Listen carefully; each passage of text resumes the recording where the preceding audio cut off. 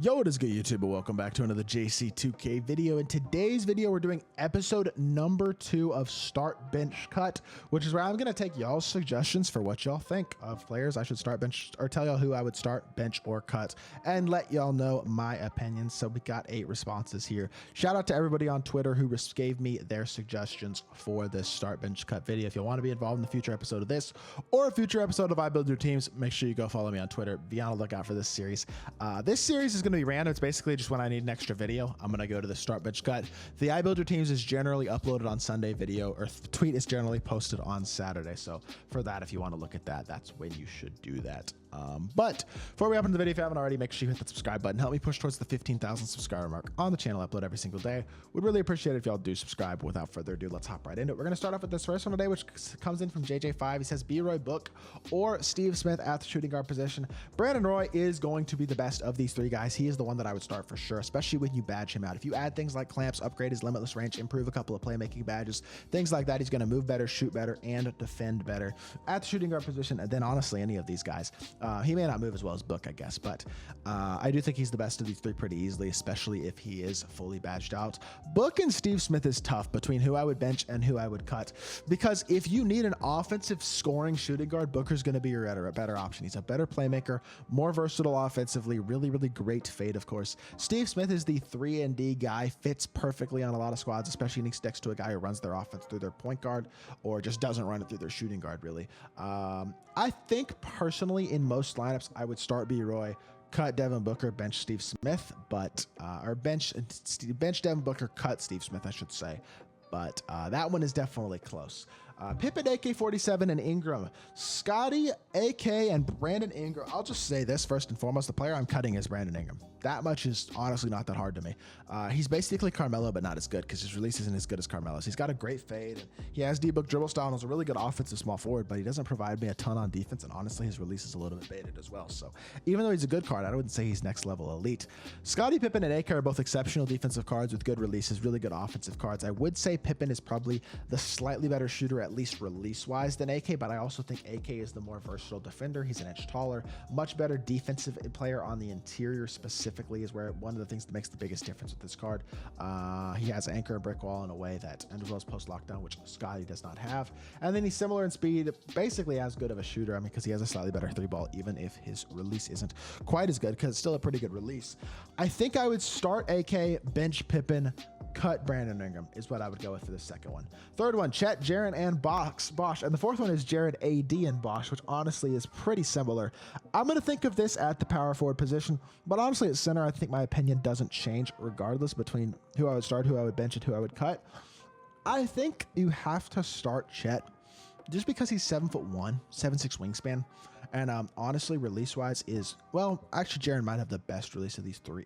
I don't know. Chet is definitely the best playmaker of these 3, probably. I think his release is a lot more consistent than Bosch. He's bigger than Bosch, better defensively than Bosch outside of the low strength rating. I think he's the best of these 3. The second ranking, honestly, is tough between Jaren and Bosch, because Jaren gives me a little bit more defense, and honestly, I probably trust his release a little bit more as well. But Bosch definitely gives me a little bit more all-around versatility, can get every single badge, which is something that I think is very valuable as well. And that's something that Jaren can't do. And I think Bosch, especially when you have him fully badged out, is probably still the guy that I would take, although it is close. But I would say start Chet, bench Bosch, cut Jaren. Outside of that, with you add Anthony Davis into the equation, I think he's probably the worst of the group. He's the slowest of the group. Still has a good release, still very good defensively, still a very usable card, but I think for that one, I'm starting Bosch, benching Jaren, and cutting Anthony Davis.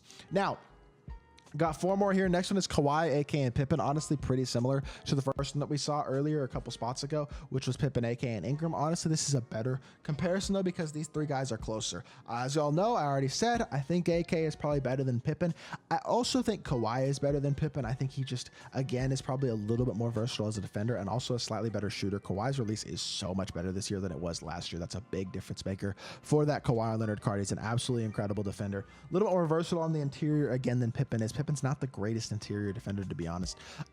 So for me, Pippen is getting cut. Kawhi and AK is tough, though. Kawhi and AK is really, really tough because Kawhi probably has the slightly better release and might give me a little bit more shot creation, a little bit more slashing. AK is probably the slightly better defender. He's 2 inches bigger, slightly better player build, probably just a slightly better defensive lockdown card. In general, better on the interior for sure defensively. But I think I would go start AK, bench Kawhi, cut Pippen, but it's real close between Kawhi and AK. That one could go either way. Start, bench, cut Donovan Mitchell, Dwayne Wade, Sean Livingston. That one is interesting as well. Sean Livingston is an amazing card for a no money spent player. He fits so many lineups so well because he gives you that meta size at the point guard position to counteract other tall elite point guards. With that being said, D-Mitch and D-Wade are certainly more skilled all-around offensive cards than Sean Livingston. I think I take D-Mitch over D-Wade personally. I just like D-Mitch, even though he's not as good defensively as D-Wade, is still a pretty good defender, still has very long arms, doesn't have the player build of a D-Wade by any means, but he's much better offensively, better push cross, same between the legs burst, release is much better. He's more athletic, better slasher, he's faster. I think the question is, where does Livingston fall? Honestly, that's by far the toughest question in this, because you could make the argument, depending on the lineup size, that Sean Livingston is like a top 2 or 3 point guard in the game, depending on what your lineup is. And then there are certain lineups where he's probably not any better than D-Mitch or Wade at all. I think I start D-Mitch, bench Livingston, cut Wade. That's what I'm going to go with. For right now, that's what I would go with. My opinion on those 3 could honestly change at any time. All 3 of those guys are incredibly close, but I'm starting D-Mitch, benching Livingston, cutting Wade for right now. Chet, Shaq, Wilt. At the center position, I'm assuming is what you're thinking. I think if you have Giannis, the answer is Chet. Even if you don't have Giannis, honestly, the answer is still Chet, in my personal opinion. Shaq and Wilt are the 2 most dominant inside players in the entire game. They're incredibly versatile, incredibly fast, incredibly elite defenders, amazing rebounders, incredible mashers, dunk everything. They're top tier cards in my team, but they can't shoot the ball at all. Wilt can hit a mid-range, I guess, but even then it's not going to be consistent at all. Their releases are cruised.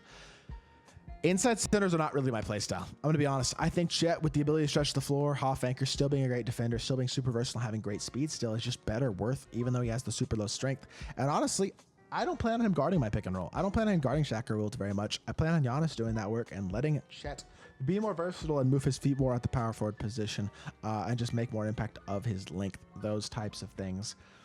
But to answer your question, I think I'd start Chet. Shaq and Wilt are super close, but I generally give Wilt the slight edge on that because he gets the defensive take, Wilt gets slashing take, and also Wilt's free throw release and 3 free throw rating are slightly better than Shaq's as well. So slightly better free throw shooter, slightly better mid-range shooter as well, I guess. And then the other thing was what I just forgot, which, the takeover, yes. So between those 3 things, I think Wilt has a slight edge over Shaq. Not a significant one by any means, but enough where I will give the slight edge to Wilt. So I'd start Chet, bench Wilt, cut Shaq, I should say. And then the final trio, I should say, is Bosh, Chet, and Giannis. And in my opinion, this one is honestly a bit self-explanatory. Giannis is maybe the best card in the game right now. The fact of the matter is, even without an elite level release, he is a power forward who is a true 7-footer with amazing defensive animations, one of the glitchiest player builds in the game, incredible slashing ability, the ability to put the ball on the floor and shot create at an incredibly high level as well, with a high enough ball handle and incredible speed and things of that nature. And then he can shoot as well. The fact he can get every badge is going to make him even better as a shooter. So you can add things like catch and shoot and limitless range and other badges to the card.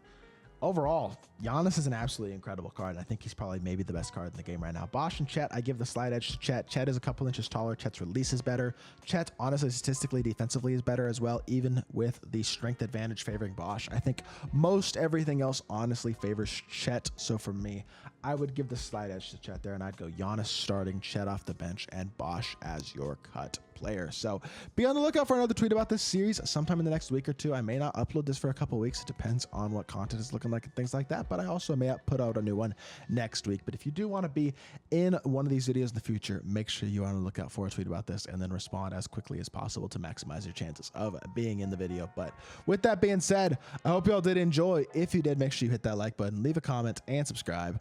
I'll be back with more 2K content very soon, and I appreciate y'all. Peace.